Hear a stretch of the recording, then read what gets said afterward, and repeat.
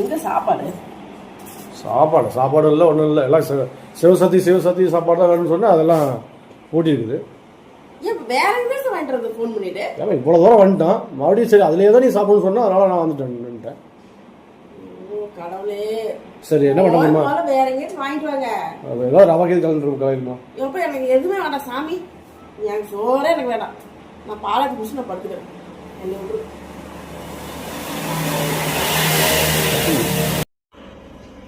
ஏமா அப்படியே போயிட்டு நான் வாங்கிட்டு வாங்க. ஒரு நாள் மத்தியானம் தினமும் போய் கொண்டு போய் சாப்பிடுறோம். ஒரு நாள் என்ன உங்களுக்கு வாங்கிட்டு வந்துட்டு கடை இல்லை, கடையே கிடையாது உங்களுக்கு.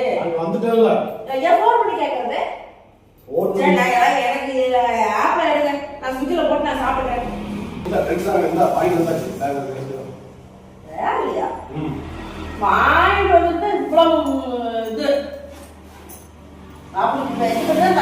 சாப்பிடணும்.